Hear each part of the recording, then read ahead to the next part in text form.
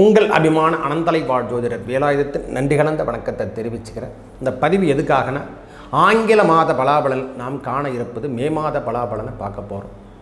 இந்த பலாபலன் நம்ம பார்க்கறதுக்கு முன்னே இந்த காலகட்டம் எவ்வாறு இருக்கும், கிரகங்கள் எங்கெங்கே அமர்ந்திருக்கும், இதெல்லாம் நாம் பார்த்துக்கணும். காலபுருஷ தத்துவத்தின் முதலிடத்தில் சூரிய பகவானும் புதன் பகவானும் கூடியிருக்கிறாங்க. இரண்டாம் இடம் என்று சொல்லக்கூடிய இடம், அதாவது காலபுருஷர் 2 என்று சொல்லக்கூடிய ரிஷபத்தில் சுக்கிர பகவான் ஆட்சி பெறுவதும், மூன்றாம் இடத்துல குரு பகவான், அதாவது மிதுனத்தில் குரு பகவான், 6ஆம் இடம் 5ஆம் இடம் என்று சொல்லக்கூடிய சூரியன் வீட்டில், அதாவது சிம்மராசியில் கேது பகவானும், ராகு பகவான் முக்கியமாக சந்திரன் என்று சொல்லக்கூடிய அமைப்பு முக்கியமாக துளாராசிலையும், அதே போல் நம்மளுக்கு இந்த ராகு பகவான் கும்பத்திலும் சனி செவ்வாய் சேர்க்கை பெறுவது என்று சொல்லக்கூடிய காலபுருஷ தத்துவத்துக்கு 12ஆம் இடம் மீனராசியிலே அமர்ந்திருக்காங்க. இதை வச்சு தான் இந்த மே மாதத்துக்கான பலாபலனை கொடுக்க போகிறோம். இதில் யார் யார் என்னென்ன பலாபலன் மேஷம் முதல் மீனம் வரைக்கும் எவ்வாறு இருக்க போகுதுன்னு பார்க்கலாம். வணக்கம்.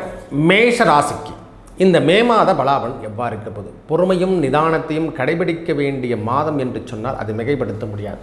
ஏன் இந்த வார்த்தை சொல்கிறேன்னா, இந்த ராசியிலே சூரியன் இருந்து உச்சம் பெறுகின்ற காலமாக, நம்ம ராசிக்கு சூரிய பகவான் உச்சம் இருந்தாலே கொஞ்சம் பதட்டமும் கொஞ்சம் ஒர்க் அவுட் அப்படின்னு சொல்கிற மாதிரி வேலைகளும் கடினமாக இருக்கக்கூடிய காலமாக இருக்கும். ஏன்னா அவர் 15ஆம் தேதிக்கு அப்புறம் தான் அவர் இடம் விட்டு இடம் மாறுகின்றார். அப்போ அந்த இடப்பெயர்ச்சி என்று சொல்லக்கூடிய அமைப்பு சூரிய பகவான் நம்ம உஷ்ணம் சார்ந்த வியாதிகள் என்று சொல்லக்கூடிய அமைப்புகளும் உடலை நம்ம கொஞ்சம் கவனமாக எடுத்துக்கணும். ராசியில் சூரிய பகவான் இருந்தாலே, அதுவும் உச்சம் பெற்று இருந்தாலே உடல்நலத்தில் கொஞ்சம் அக்கறை எடுத்துக்கக்கூடிய காலம். உஷ்ணம் சார்ந்த வியாதிகள், இது மாதிரி தொந்தரவுகள் சில பேருக்கு, பெரியவங்களுக்கு, வயது மூப்பில் இருக்கிறவங்களுக்கு வர்றதுக்கான வாய்ப்புகள் அதிகமாக உள்ளது. பொறுமையும் நிதானத்தையும் இந்த நேரத்தில் கடைபிடிக்கணும். 2ஆம் இடத்துல சூரிய பகவான் இருக்க பெற்றாலும் 16ஆம் தேதிக்கு அப்புறம் 2ஆம் அதிபதி என்று சொல்லக்கூடிய சுக்கிர பகவான் இடம்பெயர்ந்து 3ஆம் இடத்துக்கு குருவோட சம்பந்தப்படுறார். அப்போது இடப்பெயர்ச்சி என்று சொல்லக்கூடிய அமைப்புகள் கண்டிப்பாக உருவாகக்கூடிய காலம். ஐயா, தனவரவு என்பது உண்டு. இந்த மாதம் 16 தேதிக்கு அப்புறம் ஓரளவுக்கு தனவரவு சார்ந்த விஷயங்கள் எல்லாம் அதிகரிக்கும். நிறைய பேருக்கு இந்த திருமண தடை என்று சொல்கிறோம்ல, திருமண தடை என்று சொல்லக்கூடிய பாக்கியம் எல்லாம் இப்போ விலக போகுது.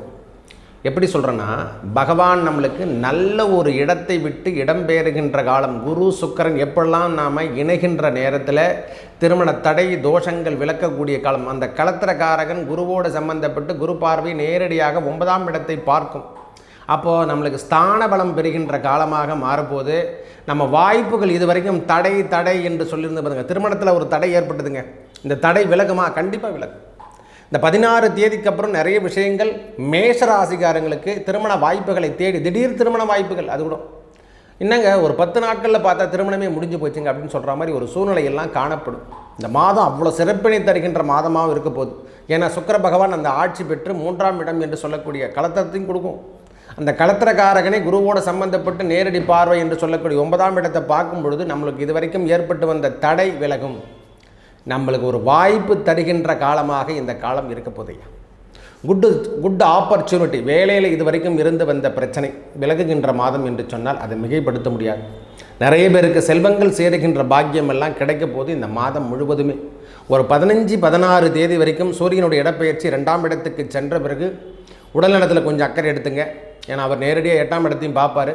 சின்ன சின்ன உபாதைகளும் தருகின்ற காலமாகவும் இருக்கும். அதே போல் வேலைகளுக்கான அமைப்புகளும் கண்டிப்பாக கடனை கேட்டிருந்தால் கடனெலாம் கிடைக்கிறதுக்கான வாய்ப்புகளும் இந்த மாதம் அதிகரிக்கும். ஆக மொத்த மே மாதத்தை பொறுத்த வரைக்கும் மேஷ ராசிக்கு ஒரு வலுவான நிலைமையில் இருக்கக்கூடிய கிரகங்களுடைய அமைப்பு தான். ஒரு 18 தேதிக்கு அப்புறம் புதனுடைய இடப்பெயர்ச்சியும் நன்றாக இருக்குது, பயப்படவே தேவையில்லை. உங்கள் வாழ்வாதாரத்தில் இருந்து வந்த பிரச்சனை விலகுகின்ற காலமாக மாறும். ஒவ்வொரு விஷயத்திலையும் நாம் இந்த புதனை ஆக்டிவேட் பண்ணும் பொழுது தான் எல்லா விதமான அமைப்புகளும் கிடைக்கும். அவரே தான் நம்மளுக்கு 6ஆம் அதிபதி, நோய்க்கான அதிபதியும் அவரே தான், ஆனால் வேலைக்கான அதிபதியும் அவராக தான் கொடுத்துருக்காங்க. கம்யூனிகேஷன் என்று சொல்லக்கூடிய அமைப்பு ஒரு மனிதனுக்கு எப்போல்லாம் தொடர்பு இல்லாமல் போதோ எல்லா வேலையுமே டெட்டாக இருக்கும். அப்போவே தெரிஞ்சுக்கலாம். இல்லைங்க போன மாதம் வரைக்கும் எப்படியோ கொடுத்துருந்து, இந்த மாதம் சுத்தமாக யாருமே ஃபோன் கூட பண்ணலைங்க அப்படின்னு வியாபாரத்தில் சொல்லுவாங்க. கொடுக்குறவங்க கூட நம்மளுக்கு ஃபோன் பண்ண மாட்டாங்களே, இந்த மாதிரி தொந்தரவுகளை அனுப்பிச்சுட்ருக்கோம். மேஷத்தை பொறுத்த வரைக்கும் இந்த மே மாதம் சிறப்பினை தருகின்ற மாதமாக அமையும். திருமண தடை தோஷம் எல்லாம் விலகும். சில பேருக்கு கன்சீவ் ஆகிறதுக்கான வாய்ப்புகள் தேடி வரும் காலம். சூரியனுடைய பார்வையும் அங்கே சுக்கிரனுடைய பார்வையும் நேரடியாக 9ஆம் இடத்தையும் நம்ம 9 சார்ந்த விஷயங்களும் ஏதாவது பாக்கியம் தருகின்ற இடமாக அமைப்போம். சூரிய பகவானுடைய பார்வை நேரடியாக 7ஆம் இடத்தை பார்க்கும். குருவோட பார்வையும் இந்த நேரத்தில் ஃபுல்லாகவே 5ஆம் மாதத்துலேருந்து கிடைக்க போகுது. Full coverage. அந்த 8ஆம் இடத்தையும் நாம் ஃபில்லப் பண்ணிக்கின்ற நேரம். 8ல் பகவானுடைய பார்வை பதியும் போது தான் கரு தரிக்க ஆரம்பிக்கும். மேஷராசிக்காரங்க இதெல்லாம் புரிஞ்சுக்கணும். 8ஆம் இடத்தை அந்த பகவானுடைய பார்வை, குரு பகவானுடைய பார்வையும் சூரியனுடைய பார்வையும் அந்த 15 தேதிக்கு அப்புறம் படப்போகுது. இந்த மாதம் நிறைய பேருக்கு தரிக்கின்ற பாக்கியம், அதாவது கன்சீவ் ஆகிட்டேங்க அப்படின்னு சொல்கிறோம் பார்த்தீங்களா, அதெல்லாம் திருமணமாகி ரொம்ப நாள் ஆகிடுச்சுங்க, எங்கெல்லாம் சரியாக கிடைக்கல, எவ்வளவோ ட்ரீட்மெண்ட்லாம் போய் வந்துட்டேன், திடீர்னு ஒரு வாய்ப்பு நம்மளுக்கு கிடைக்குதுனா இதெல்லாம் கிடைக்கக்கூடிய காலமாக இருக்கும். ஐயா, ஒன்று வைத்து மட்டும் குரு பகவானை வைத்து மட்டும் சொல்லக்கூடாது. சூரியன் தான் ஆத்மகாரகன், அவருடைய பொருளும் இல்லாமல் சூரிய ஒளியும் குருவோட ஒளியும் சேர்ந்து தான் கருத்தரிக்கின்ற காலத்தை கொடுக்கும். இது சயின்ஸ் ரீதியாகவும் நிரூபிச்சிருக்காங்க. அந்த இடத்தை எங்கே எடுங்க, 8ஆம் இடம் என்று சொல்லக்கூடிய ஓணி என்று சொல்ல விருச்சகத்தில் விழணும் ஒளி. அது இந்த மாதம் விழப்போது எல்லா விதமான ஏன்னா குச்சத்துக்கு வருகின்ற காலமாக குரு பகவானுடைய அமைப்பும் மாறிடுச்சு. உச்சத்துக்கு வருகின்ற காலங்களாக அந்த புனர்பூச நட்சத்திரத்தை தொட்டுட்டார். இந்த நேரத்தில் இந்த மாதம் எல்லாமே நம்மளுக்கு கூடி வருகின்ற காலமாக, நிறைய பேருக்கு செல்வத்தை வாரி வழங்குகின்ற காலம், வேலை வாய்ப்புகள் அதிகரிக்கக்கூடிய காலம், இப்போவே ஆப்பர்ச்சுனிட்டியாக தருகின்ற காலங்கள்லாம் இப்போ கொடுக்க போகிறாங்க. மேஷத்தை பொறுத்த வரைக்கும் தனித்து விடுகின்ற காலம்லாம் இனிமேல் கிடையாது. ஹார்டு ஒர்க் அப்படின்ற மாதிரி ஒரு சூழ்நிலை.